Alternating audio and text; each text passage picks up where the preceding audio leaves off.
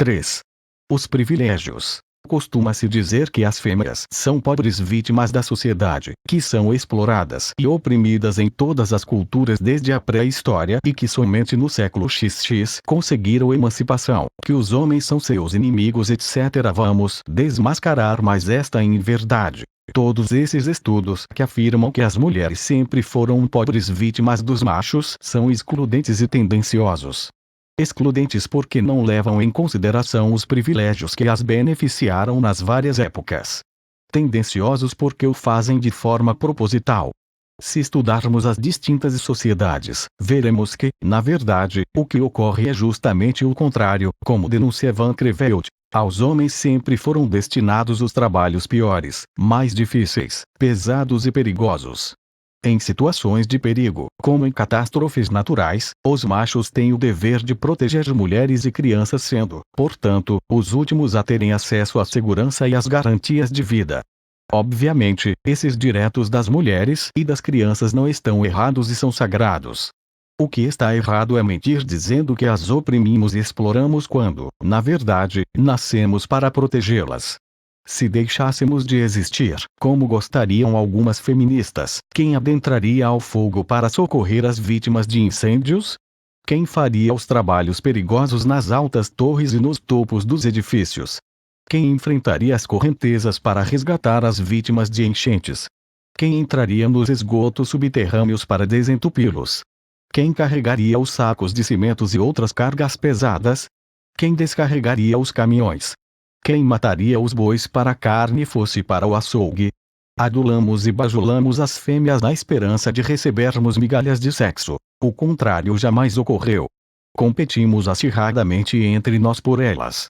Os mafiosos, famosos e poderosos não querem a fama, o dinheiro e o poder apenas para os ficarem contemplando. Na competição entre os machos, que é socioeconômica, os vencedores ficam com as mais desejáveis, as lindas e perfeitas, enquanto os perdedores se contentam com aquelas que os primeiros recusaram. Tudo isso privilegia as fêmeas e não a nós. Não as vemos se matando por um espaço à sombra de nossa proteção. Após nos trucidarmos, elas simplesmente esperam se acomodam nos lugares que hierarquicamente lhes foram reservados junto aos que sobraram. As fêmeas conseguem fazer com que certos privilégios que elas mesmas provocam e buscam incessantemente pareçam tristes sofrimentos para, com base nesta aparência forjada, reivindicar mais privilégios. Poligamia masculina. São elas mesmas que se atraem por aqueles que possuem muitas namoradas, maternidade, ficar em casa e ser sustentada por um homem rico, etc. Os privilégios as deixam snobs e seguras de serem desejadas. É por isso que se sentem à vontade para abusar dos sentimentos masculinos. Além disso, acreditam-se continuamente perseguidas e assediadas. Basta que você pare e olhe fixamente para algum desses seres privilegiados, imediatamente será visto como um assediador ou paquerador. E, se você for pobre, negro ou mestiço, ainda será pior. Elas jamais imaginam que as podemos estar achando desinteressantes. É por isso que as surpreendemos e desconcertamos quando as ignoramos, evitamos e rejeitamos. 4. Mães, esposas e filhas. Ao tratar com seus filhos machos, muitas mães falam como se fossem portadoras de deficiência mental. Trocam os R pelos L, nomeiam tudo pelo diminutivo, utilizam um tom de voz agudo específico. 14. Além disso, em lugar de tigres, tubarões, crocodilos, dragões e espadas de brinquedo, presenteiam-lhes bichinhos, ursinhos, patinhos, etc. Para que não cresçam. À medida em que os coitados crescem, a dependência pelo carinho feminino cresce junto. Quando se tornam fisicamente adultos, são incapazes de viver sem o carinho feminino e a presença da mamãe ou de uma substituta. Ao se apaixonarem, transferem a imago materna para a namorada ou esposa.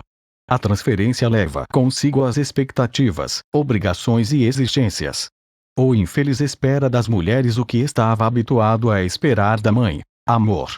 O apaixonado agrada, obedece, presenteia e bajula esperando receber carinho em troca, pois isso funcionava quando ele era pequeno. Mas o resultado agora é nefasto.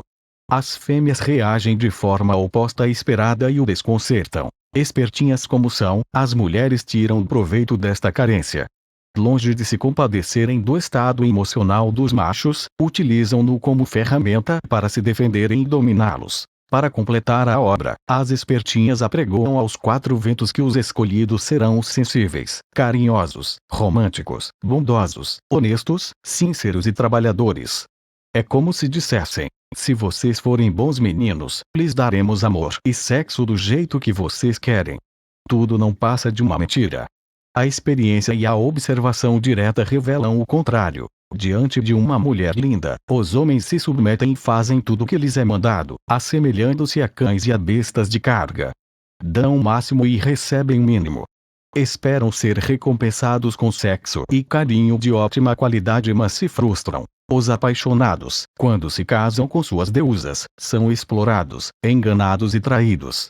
Entretanto, a coisa começou muito antes. As fêmeas aprendem a dissimular, enganar, ludibriar e passar para trás desde que nascem. São protegidas e ensinadas pelas mães, ainda que estas não se deem conta. Exercitam-se na arte da velhacaria primeiramente com o pobre pai, mentindo, burlando ordens e determinações, namorando às escondidas etc. Uma vez que estejam bem treinadas, a habilidade será empregada com namorados e posteriormente com maridos. A dinâmica é sempre a mesma. Desfrutar dos aspectos agradáveis da vida e transferir os efeitos colaterais e as consequências desagradáveis para outra pessoa.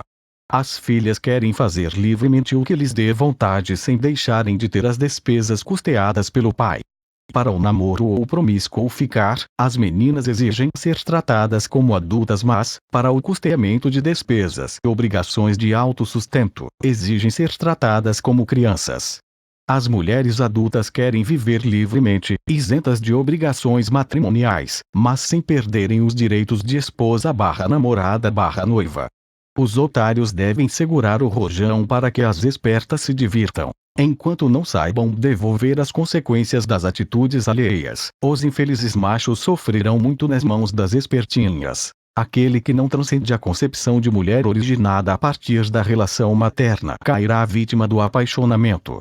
Inerente à atribuição de um sentido materno à fêmea animal é a atribuição de um sentido sagrado, fato que constitui uma profanação. E não se joga pérola aos porcos impunemente.